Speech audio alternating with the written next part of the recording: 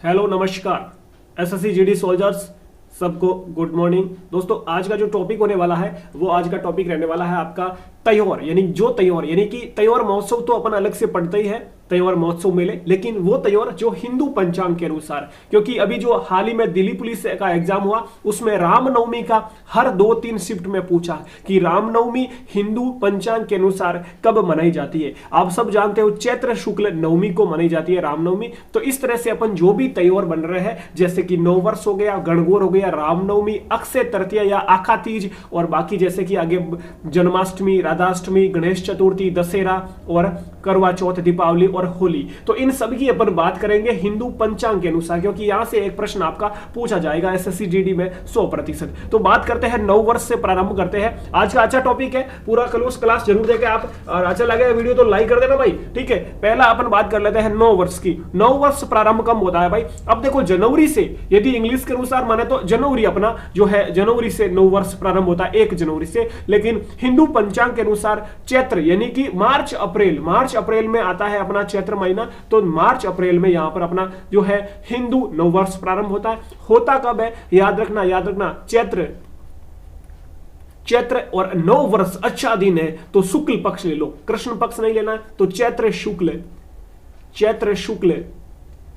शुक्ल एकम या फिर चैत्र शुक्ल प्रतिपदा या फिर चैत्र शुक्ल जो है एकम भी अपन कह सकते हैं। तो चैत्र शुक्ल एकम से नव वर्ष प्रारंभ होता है। और जो अपना यहां पर महीना कौन सा होगा? मार्च अप्रैल। याद रखना मार्च अप्रैल में अपना नव वर्ष आता है हिंदू पंचांग के अनुसार, मार्च अप्रैल, ठीक है भाई।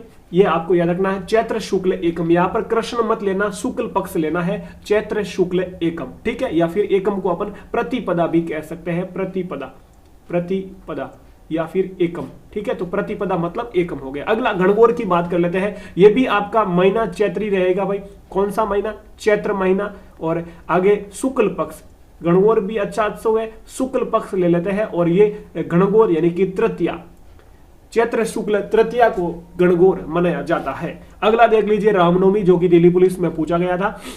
तो ये भी आपका रामनवमी भी चैत्र महीने में आता है, ये लिख दिया मैंने चैत्र। और रामनवमी यानी कि राम जी का जन्मदिवस के रूप में तो शुक्ल पक्ष हो जाएगा, अच्छा पक्ष है तो शुक्ल पक्ष। और नवमी बोले तो यहां पर मैं लिख देता हूं 9 यानी कि चैत्र शुक्ल नवमी, याद रह जाएगा भाई। नवमी बोले तो 9 और राम जी का जन्म हुआ मतलब शुक्ल पक्ष लेना है। चांदना पक्ष, अंधारा पक्ष होता है कृष्ण पक्ष, शुक्ल पक्ष को कहते हैं चांदना पक्ष यानी कि अच्छा पक्ष, तो शुक्ल पक्ष और चैत्र महीना हो जाएगा रामनवमी का, ठीक है। अगला अक्षय तृतीया। अक्षय तृतीया को कहा जाता है आखा तीज भी कहा जाता है, आखा तीज।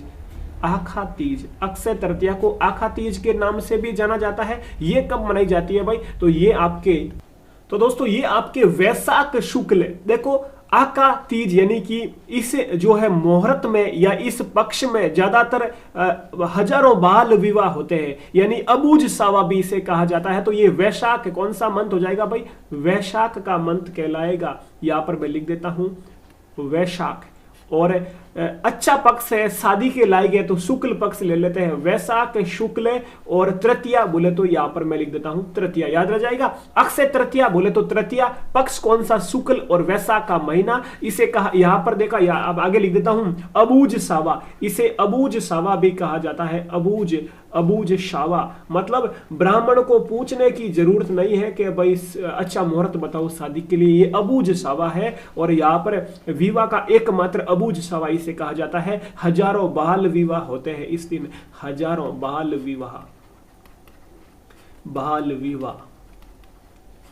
विवाह का एकमात्र अबूझ सावा कौन सा है? अक्षय तृतीया या आखा तीज, वैशाख शुक्ल तृतीया को ये मनाया जाता है। अगला देख लीजिए, अगली बात कर लेते हैं अपन जन्माष्टमी। देखो यहां पर अच्छी ट्रिक बताऊंगा, जन्माष्टमी और राधा अष्टमी। जन्माष्टमी बोले तो कृष्ण भगवान की जन्माष्टमी, और कृष्ण भगवान की है तो मैं यहां पर लिख देता हूं कृष्ण पक्ष, ठीक है। अब अष्टमी है तो ये मैं लिख देता हूं यहां पर 8।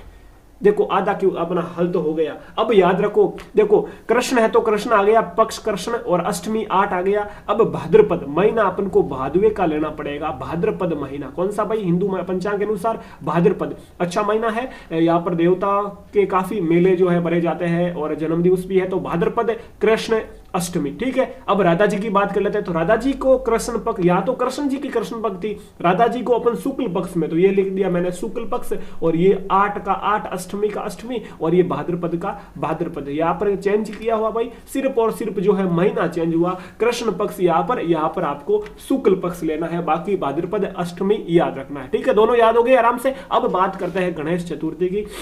गणेश चतुर्थी भी भाई भादुआ महीना, ये आप लिख दिया मैंने, ये भाद्रपद लिख दिया, और पक्ष भी अच्छा, तो ये लिख दिया मैंने शुक्ल पक्ष, और अष्टमी चतुर्थी, तो ये लिख दिया मैंने चतुर्थी, गणेश चतुर्थी तो 4 लिख दिया। तो भाद्रपद शुक्ल चतुर्थी को मनाई जाती है गणेश चतुर्थी। बात करते हैं अपन दशहरा की। दशहरा आएगा आपका आश्विन में, किस महीने में? आश्विन में, कार्तिक से पहले, ये लिख दिया मैंने यहाँ पर आपका आश्विन, और पक्ष कौन सा रहेगा भाई दशहरे में? शुक्ल, और आगे 10 लिख देता हूं, ये आपका हो गया दशहरा। तो आश्विन शुक्ल दशमी को अपना दशहरा मनाया जाता है।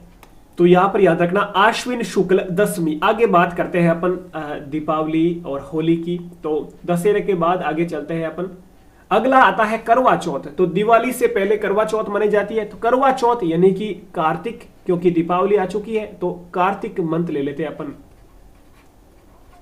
कार्तिक मंथ, और कार्तिक की कृष्ण को ये लिख दिया मैंने कृष्ण पक्ष, और चौथ बोले तो चतुर्थी, तो ये लिख दिया 4। तो कार्तिक कृष्ण चतुर्थी, यानी ट्रिक के रूप में याद रखते हैं KK4, याद रखना KK4।